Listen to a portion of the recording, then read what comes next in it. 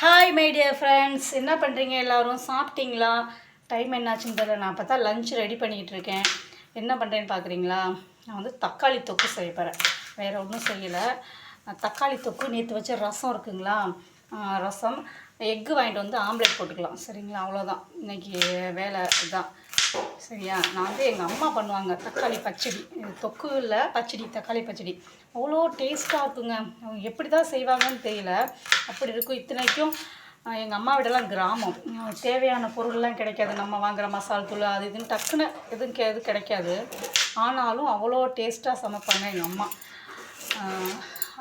அந்த சமையல்லாம் அந்த கைப்போக்கம்லாம் எனக்குலாம் வர்றதே இல்லைங்க, வந்ததே கிடையாது. ஒன்றுமே இருக்காது. அந்த அரிசி கழுவுற தண்ணி இருக்கு இல்லைங்க, அந்த தண்ணியில் கழனின்னு சொல்லிட்டு ஒரு குழம்பு வைப்பாங்க. கழனி ஒன்றுமே இருக்குது. வரமிளகா போட்டு சின்ன வெங்காயம் பூண்டு புளி கரைச்சி ஊற்றி வைப்பாங்க. அவ்வளோ டேஸ்ட்டாக இருக்கும். அதுக்கு 2 தட்டு சாப்பாடு சாப்பிட்லாம். அவ்வளோ டேஸ்ட்டாக இருக்குங்க. நான் நிஜமாக வீடியோ காட்டி சொல்லலை, நிஜமாக தான் சொல்கிறேன். அதெல்லாம் நான் ரொம்ப மிஸ் பண்ணுறேன். எங்கள் அம்மாலாம் பாவம் ரொம்ப வெறும் கஞ்சி வச்சு பருப்பு வறுத்து துவையில் அரைப்பாங்க. அம்மியில் தான் அரைப்பாங்க. அவ்வளோ டேஸ்ட்டாக இருக்கும். அமிர்தம் மாதிரி இருக்கும். எங்கள் ஊரில் குழம்புக்கு அப்போல்லாம் பஸ் ரூட்டு கிடையாது, காய் நிறையா வராது. அப்படி வாங்கணுன்னா ஒரு 8 கிலோமீட்ரு போய் வாங்கணும். இப்போ தாங்க பஸ்ஸு. அப்போல்லாம் டைமிங்க்கு தான் பஸ்ஸு. காலையில் ஒரு டைமு, சாயந்தரம் ஒரு டைம் வரும். அப்படி தான் வரும். ரொம்ப கஷ்டம். அந்த இதில் எங்களெல்லாம் வளர்த்தாங்க. எங்கள் 3 பேர், நாங்கள் 3 பேரை வளர்த்தாங்க எங்கள் அம்மா. எங்கள் அப்பா அடிக்கடி வெளியில் போயிடுவாங்களா. எங்கள் அம்மாலாம் ரொம்ப கஷ்டப்பட்டு எங்களை வளர்த்தாங்க. அந்த சூழ்நிலையில் தான் வளர்ந்தோம் நாங்கள். எங்கள் அம்மா எது செஞ்சாலும் அவ்வளோ டேஸ்டியாக சமைப்பாங்க. எங்கள் அம்மா கொஞ்சம் வசதியாக வளர்ந்தவங்க. எங்கள் அப்பாக்கிட்ட வந்து எங்கள் அப்பாவும் நல்லவர் தான், எந்த குறைவும் இல்லை, நல்லவர் தான், கெட்டவர்னு சொல்ல வரல. புரிஞ்சுக்கிற மாட்டார்னு வச்சுங்களேன். அந்த மாதிரி எங்கள் அப்பாவை டேமேஜ் பண்ணுறேன்ல. எங்கள் அப்பா ரொம்ப நல்லவர் தான். அவரும் ரொம்ப நல்ல உழைப்பாளி. நான் ஏன் சொல்ல வந்தேன்னா கான்செப்டே மறந்து எங்கேயோ கொண்டு போயிட்டேன்.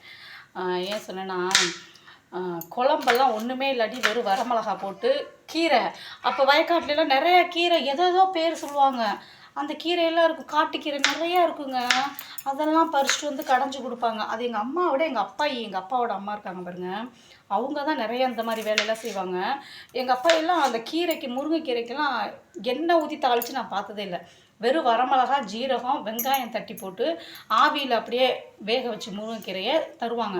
அவ்வளோ டேஸ்ட்டாக இருக்கும். ஒரு ரசம் வச்சு அந்த வெங்காயத்தை போட்டு முருங்கைக்கீரை கொடுப்பாங்க. அவ்வளோ டேஸ்ட்டாக இருக்கும். அமிர்தம் மாதிரி இருக்கும். எங்கள் அப்பாயெல்லாம் இறந்துட்டாங்க. இப்போ நான் ரொம்ப மிஸ் பண்ணுறேன் எங்கள் அப்பாயே.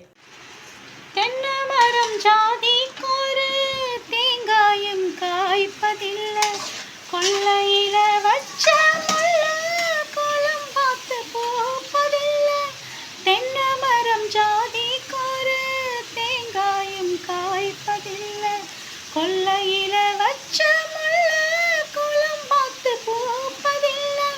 வெட்ட வெட்ட தலைக்கும் கொடி என்ன கொடி கூறம்மா, வெட்ட வெட்ட தலைக்கும் கொடி என்ன கொடி கூறம்மா, கட்டழகி கேளம்மா காதல் கொடிதானம்மா, ஓடுகிற வண்டியோட ஒற்றுமையா 2 மாடு, ஒன்று விட்டு ஒன்று பிரிஞ்சா என்னாகும் எண்ணி பாரு, ஓடுகிற வண்டியோட.